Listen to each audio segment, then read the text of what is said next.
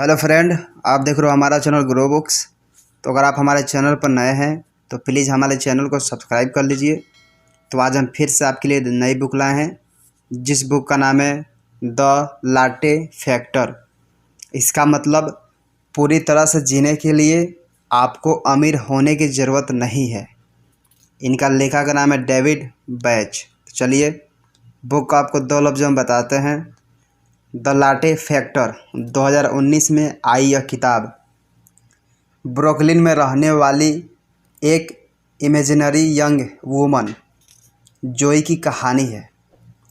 Manhattan में उसके पास एक अच्छी नौकरी होने के बावजूद वह समझ नहीं पाती कि पैसों की बचत कैसे की जाए। लकीली उसकी मुलाकात हेनरी नाम के एक बुजुर्ग आदमी से हुई, जिसने उसे फाइनेंशियल फ्रीडम के 3 सीक्रेट्स बताए, जिस पर अमल करके उसकी ज़िंदगी बदल गई। यह बुक किसके लिए है? मिलेनियम जो फाइनेंशियल एडवाइस चाहते हैं, बेबी बूमर्स जो अपने 401,000 को बढ़ाना चाहते हैं, कोई भी जो फाइनेंशियल फ्रीडम के सीक्रेट्स जानना चाहता है। अध्याय नंबर 1। हमें से ज़्यादा लोगों की तरह जोई भी अपनी मनचाही ज़िंदगी अफोर्ड नहीं कर सकती थी। आखिरी बार कब आप कुछ ऐसा करना चाहते थे जिसके लिए आपने खुद को यह कहकर मनाया है कि आप इसे अफोर्ड नहीं कर सकते? चाहे वह एशिया में आपका ड्रीम डेस्टिनेशन हो या कोई नया इंस्ट्रूमेंट बजाना सीखना हो, इन सारी चीज़ों के लिए पैसा, वक्त और एनर्जी की ज़रूरत होती है, जो कि हम में से बहुतों के पास नहीं है। लेकिन अगर आपने सपनों को हासिल करना और रिटायरमेंट के लिए पैसे बचाना आपकी सोच से ज़्यादा आसान हो तो खैर, जोई से मिलिए, एक इमेजिनरी कैरेक्टर जिसकी परेशानियां हम में से ज़्यादातर लोगों जैसी ही है। वह अपनी अच्छी सैलरी वाली जॉब में काफ़ी मेहनत करती है, लेकिन फिर भी अपने सपनों को हासिल करने के लिए पैसे ना होने के मुश्किलों से बाहर नहीं निकल पाती। इस समरी में हम जानेंगे कि हेनरी नाम के एक बुजुर्ग आदमी की मदद से जोई अपने आप को पैसों की परेशानी से बाहर निकालने में कैसे कामयाब रही। इसके अलावा भी आप जानेंगे कि कैसे कंपाउंड इंटरेस्ट आपको मिलियनियर बना सकता है, क्यों बजटिंग नहीं, ऑटोमेशन फाइनेंशियल कामयाबी का रास्ता है, और कैसे हर रोज़ $5 बचाना फाइनेंशियल फ्रीडम हासिल करने के लिए काफ़ी है। इस किताब का मेन कैरेक्टर ब्रुकलिन की 27 साल की जोई है, जो एक ट्रैवल मैगजीन में काम करती है। उसकी नौकरी अच्छी है, लेकिन न्यूयॉर्क में रहना काफ़ी महंगा है। ऊपर से उसे स्टूडेंट लोन और क्रेडिट कार्ड लोन भी देना है, और उसकी लाइफ में किसी भी तरह की कोई फजूल खर्ची नहीं है।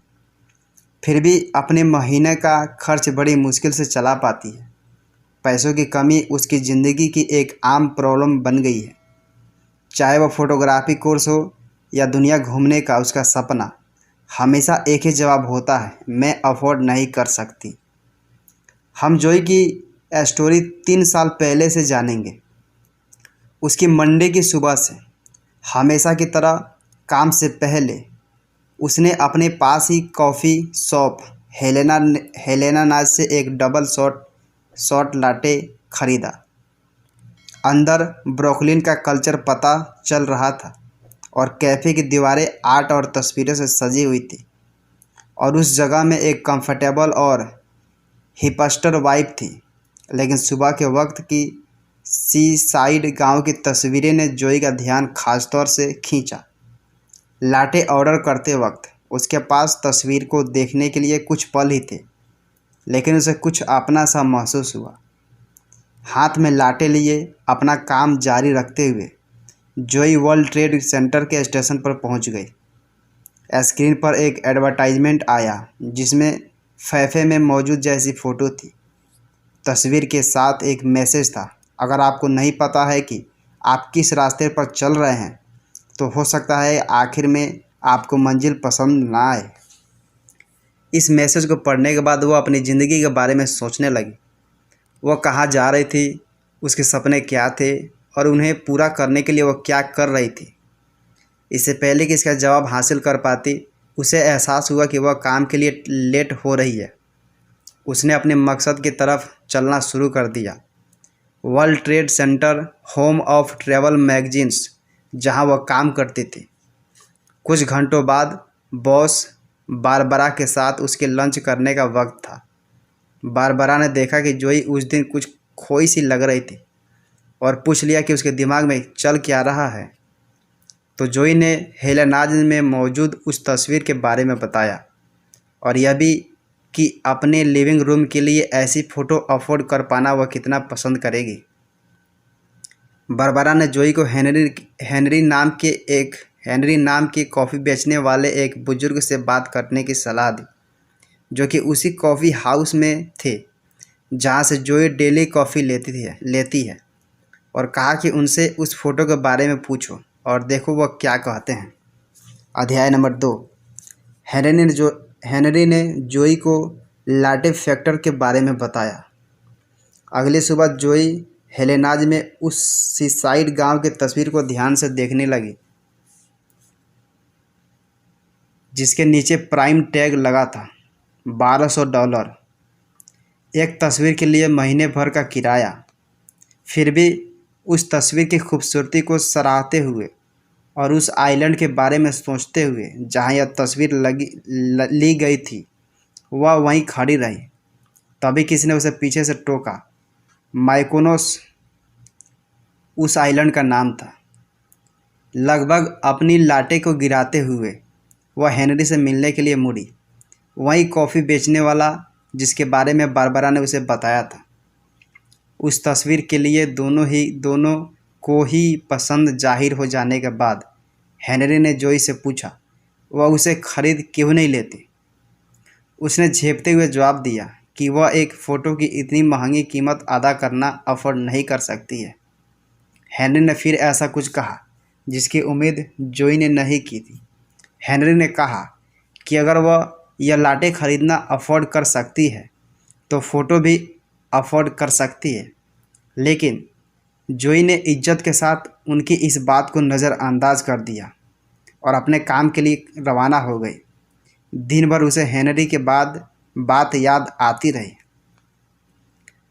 वेडनेसडे की सुबह जोई अपनी लाठी लेने के लिए हेलेनेज में थी। उसने हेनरी को अपनी फेवरेट फ़ोटो के सामने खड़ा देखा। दोबारा बातचीत होने के बाद उसने हेनरी से उनकी पिछली बात को एक्सप्लेन करने के लिए कहा। तभी हेनरी ने जोई के साथ फाइनेंशियल फ्रीडम के 3 सीक्रेट शेयर करना शुरू किया। उनमें पहला था कि जोई को सबसे पहले अपने ऊपर खर्चा करना शुरू करना होगा। इसका मतलब यह देखने के बजाय कि महीने के सभी खर्चों के बाद उसके पास अपने लिए पैसे बचे हैं या नहीं, उसे सबसे पहले अपने लिए सोचना चाहिए। इसका यह भी मतलब है इससे पहले कि गवर्नमेंट उससे इनकम टैक्स देने लगे, उसे कुछ पैसे अपने लिए रिटायरमेंट प्लान में रख लेना चाहिए। हेनरी ने आगे कहा, इसे कंपाउंड इंटरेस्ट के साथ जोड़ लो और पैसा बढ़ता जाएगा।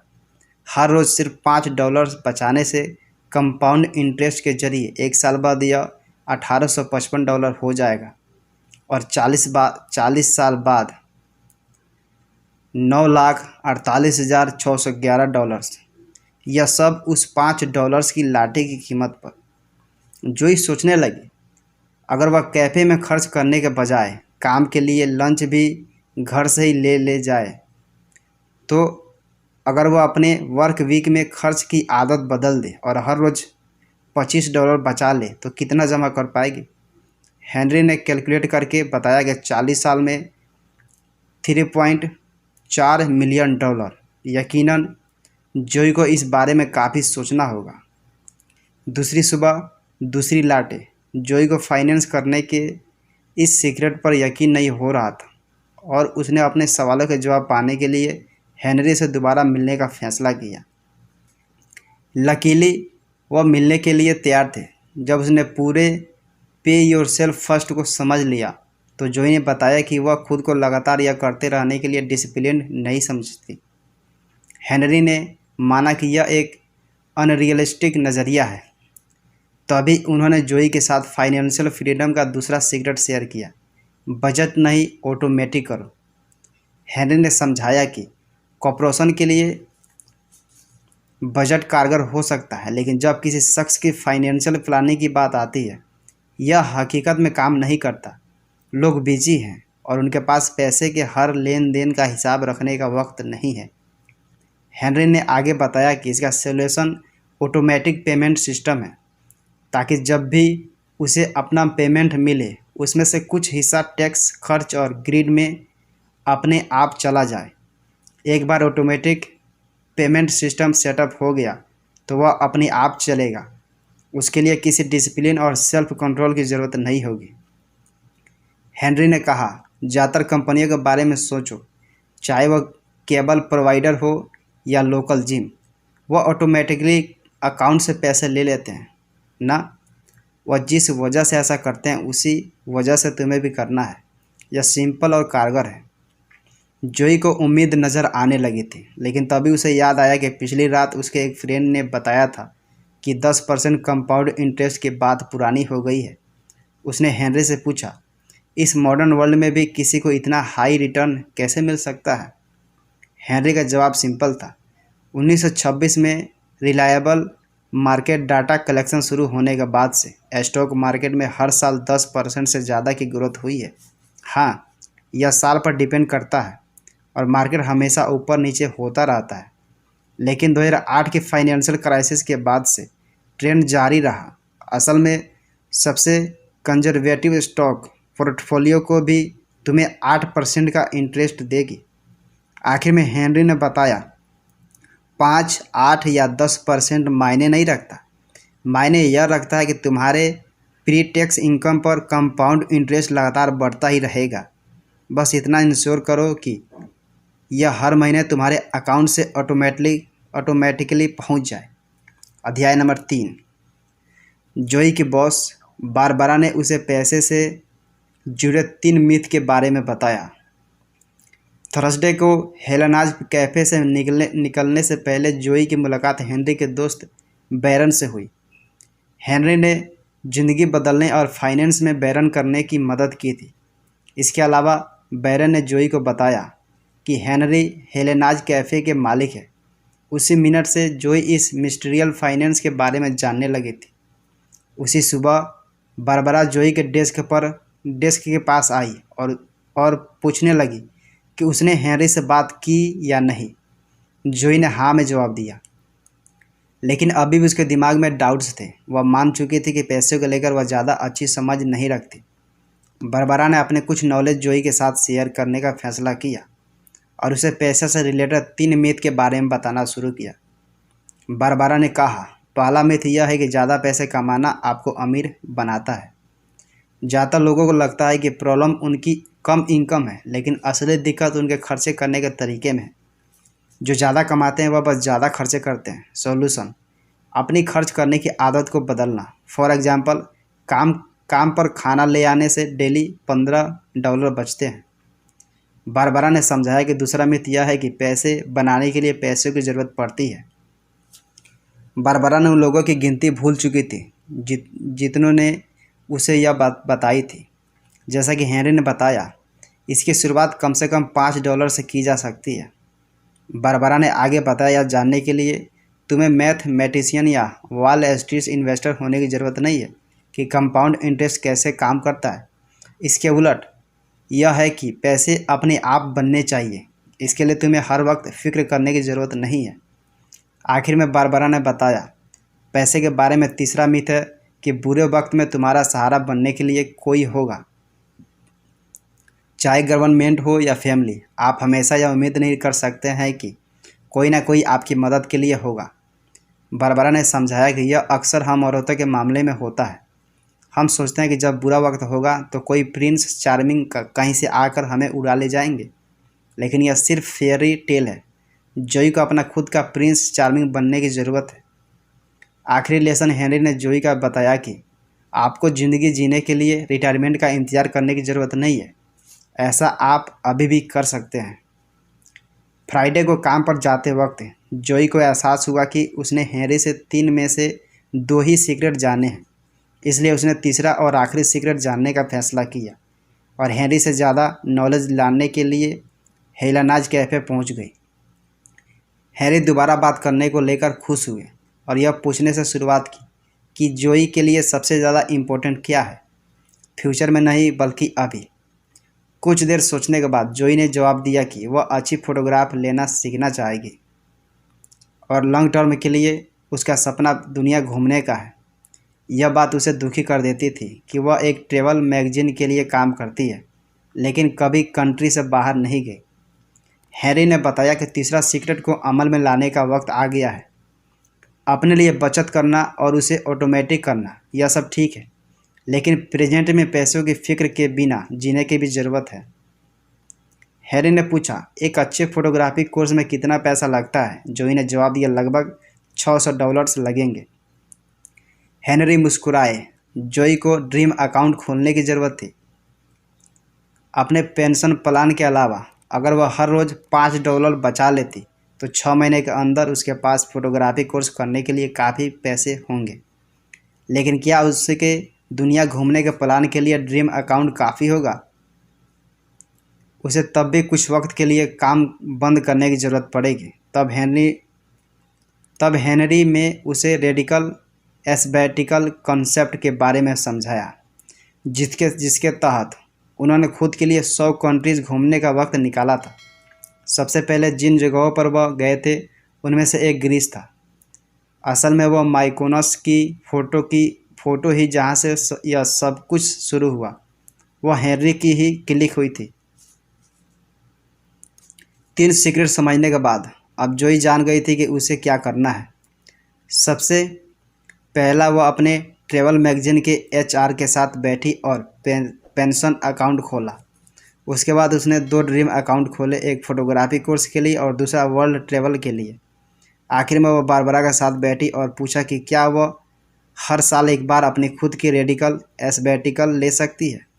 वह एब्रॉड में रहकर भी काम कर सकती है। बारबरा एक शर्त पर मान गई, जोई उसे पोस्ट कार्ड भेजेगी। तब से 3 साल गुजर गए। जोई ने रेडिकल एस्बैटिकल ले रखा है।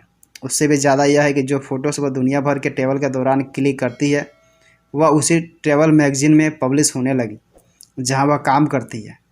जोई अपने ड्रीम्स पूरे कर रही है और यह सब $5 की लाठी की असल कीमत पहचान कर हुआ। कुल मिलाकर इस कहानी से हमने फाइनेंशियल फ्रीडम के 3 सीक्रेट सीखे। शुरुआत अपने लिए प्री टैक्स अकाउंट से में पैसे बचाने से कीजिए। बजटिंग की जगह ऑटोमेशन का तरीका अपनाइए। जोई की स्टोरी हमें बताती है कि कैसे ड्रीम अकाउंट खोलकर हम अभी और फ्यूचर में भी अपने सपनों को जी सकते हैं। कुल मिलाकर एक अनस्टेबल सिचुएशन में जीने का कोई एक्सक्यूज नहीं है। आपको सिर्फ $5 हर रोज़ सेव करना है, या यूँ कहे एक लाटे की कीमत।